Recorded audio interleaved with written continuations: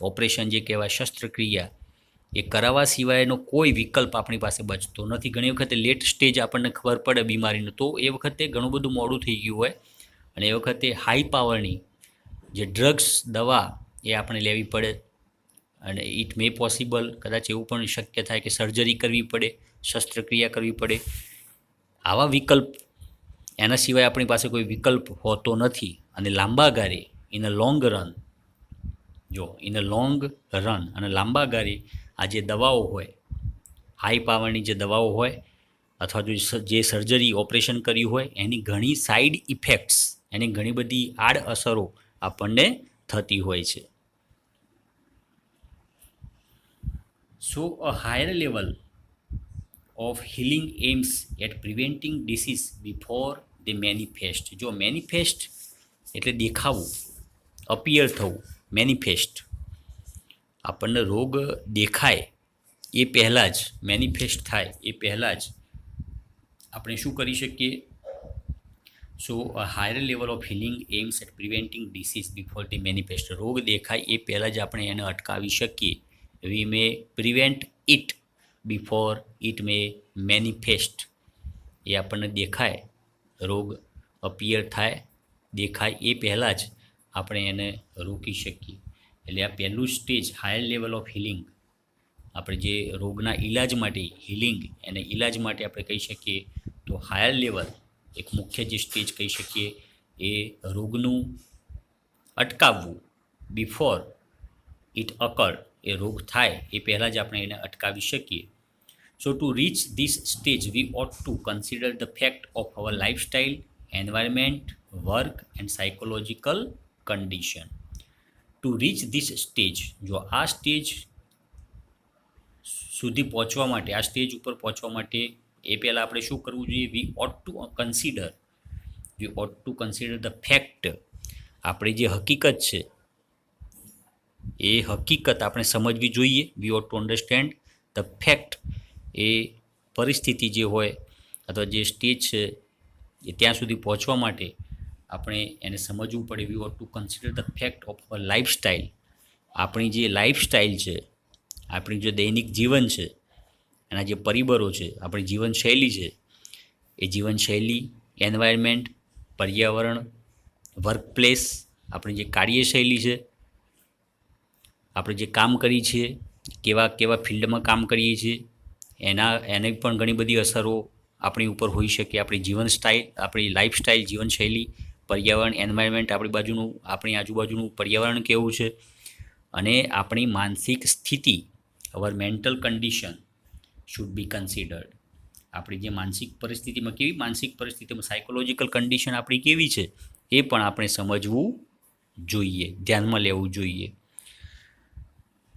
So we must eliminate the wrong factors in our daily lives that make us helpless to disease. We must eliminate. જો eliminate તમને ખબર હશે, eliminate એટલે તો કે delete કરવું, એને કાઢી દેવું, એલિમિનેટ કરવું. અમુક વસ્તુને આપણા જીવનમાંથી ત્યાગ કરવો જોઈએ, એલિમિનેટ કરવું જોઈએ.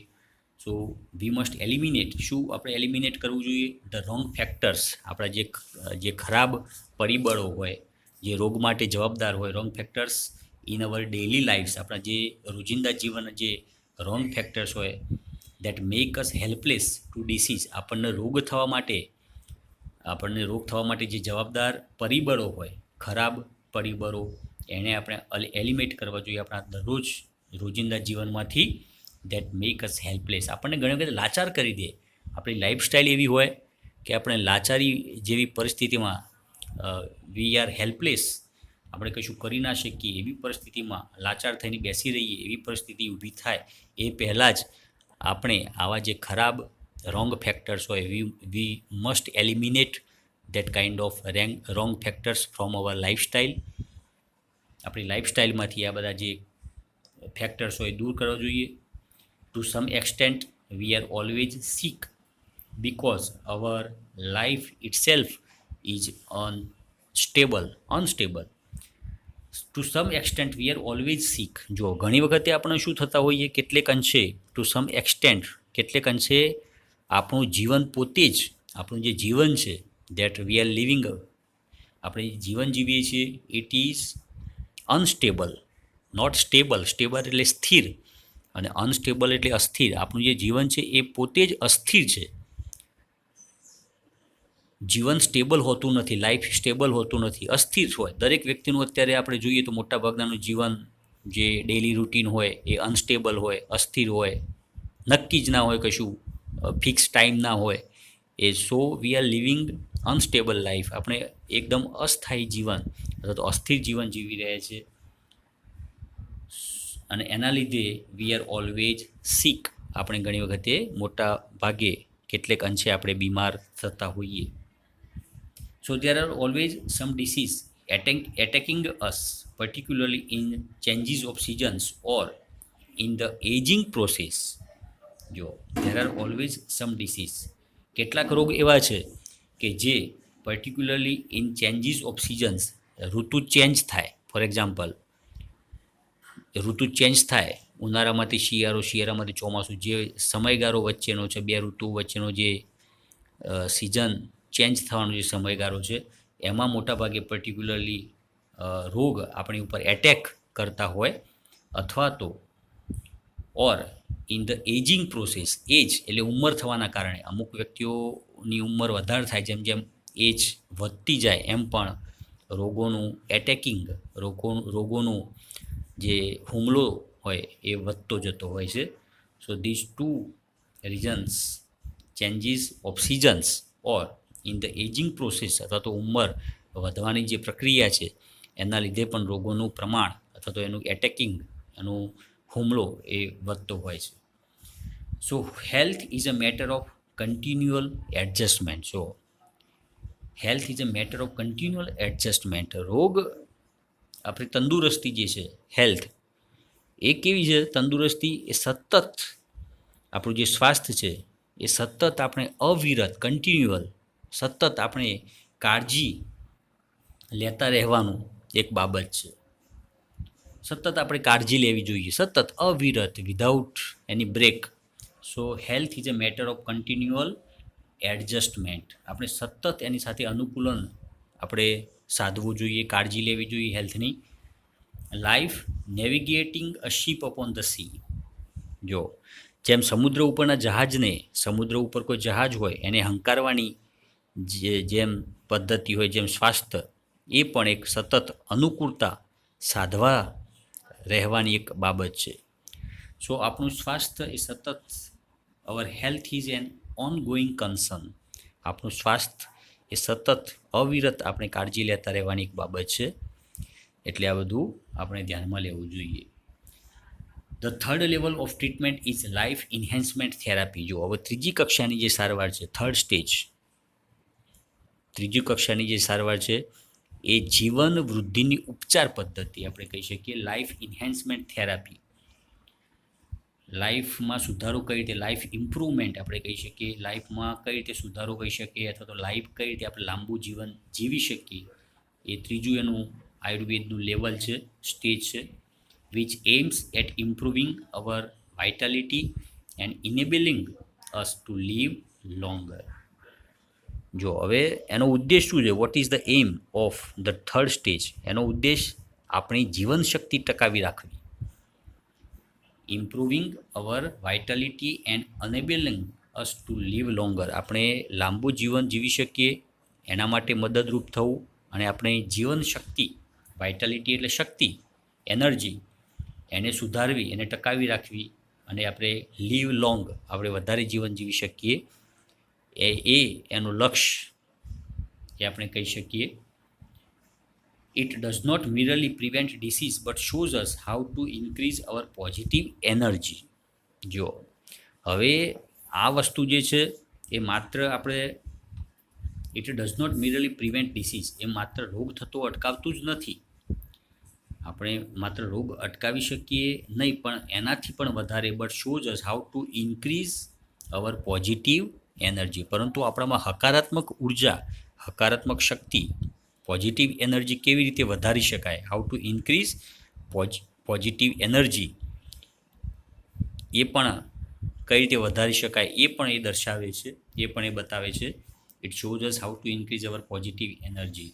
However, Ayurveda aims at creating health, avoiding disease, and helping us live longer. So what is the aim of Ayurveda? આયુર્વેદનું અંતિમ લક્ષ્ય શું છે? તો આયુર્વેદનું અંતિમ લક્ષ્ય આપણે કહી શકીએ કે આરોગ્ય જાળવવાનું, ક્રિએટિંગ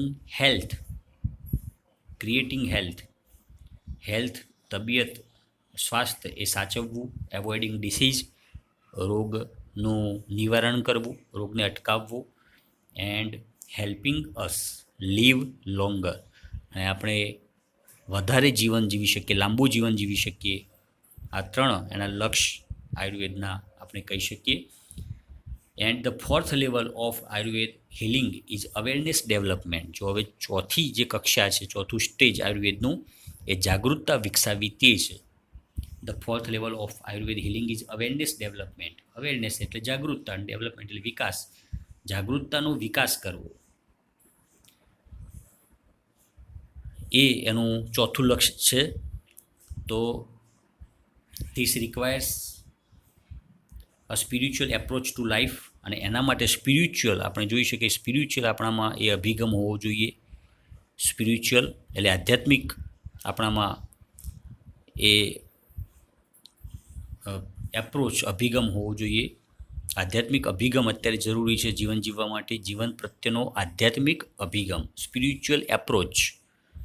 સ્પિરિચ્યુઅલ એટલે આધ્યાત્મિક, અને એપ્રોચ એટલે અભિગમ. આપણા જીવનમાં આધ્યાત્મિક અભિગમ પણ હોવો જોઈએ. So to be healthy is important, but health is not an end in itself. જો તંદુરસ્ત રહેવું તે અગત્યનું છે. To be healthy is important, but health is not an end in itself. પરંતુ તંદુરસ્તી એ પોતાનામાં અંત નથી.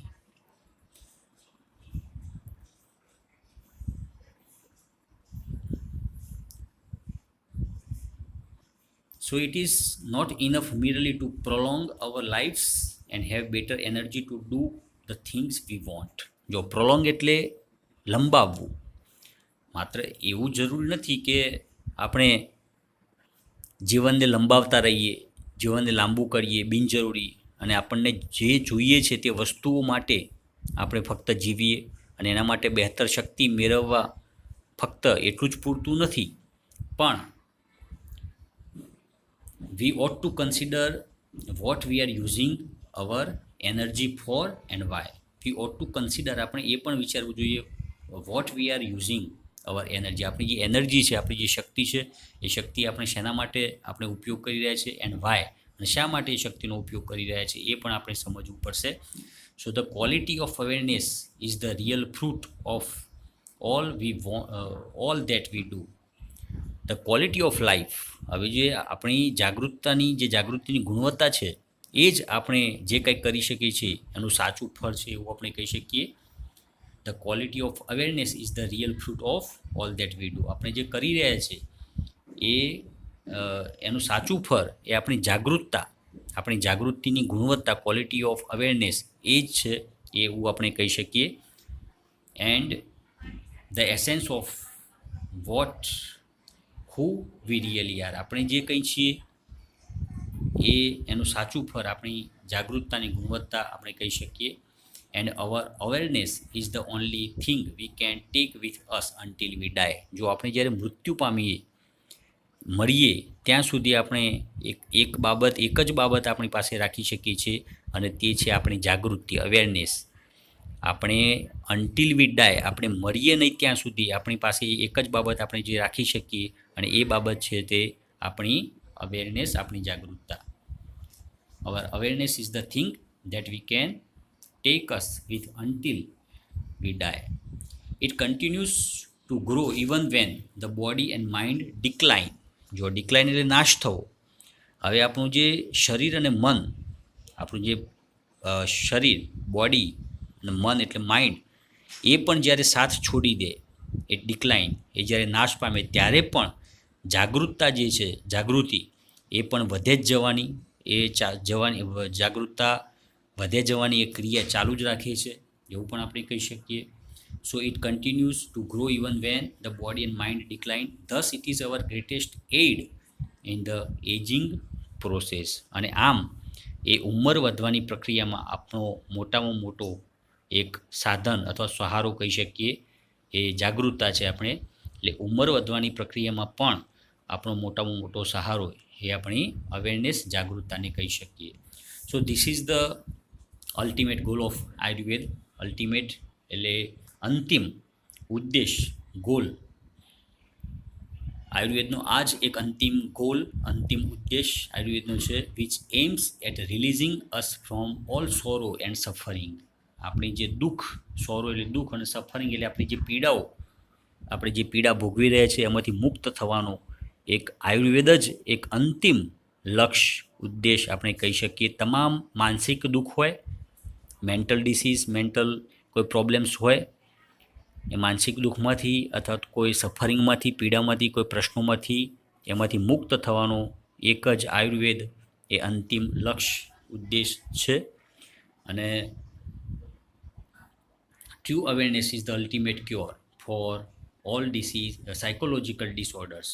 ટ્રુ અવેરનેસ અને સાચી જે જાગૃતતા છે, true awareness is the ultimate cure, એ જ આપણો સાચો ઈલાજ છે for all our psychological disorder. આપણામાં જે ગડમથલ ચાલી રહ્યો હોય, ડિસઓર્ડર, મગજમાં જે ચાલી રહ્યા હોય, સાયકોલોજીકલ માનસિક જે બીમારીઓ હોય, એનો અલ્ટિમેટ ક્યોર, એનો અંતિમ ઈલાજ એ આપણી સાચી જાગૃતતા જ છે.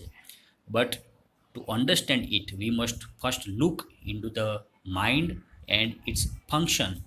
બટ ટુ અન્ડરસ્ટેન્ડ ઇટ, પરંતુ એને સમજવા માટે we must first look into the mind and its function. આપણે મગજ, મન અને એના જે ફંક્શન છે એ પહેલાં આપણે વી મસ્ટ ફર્સ્ટ લુક એને જોવા પડે.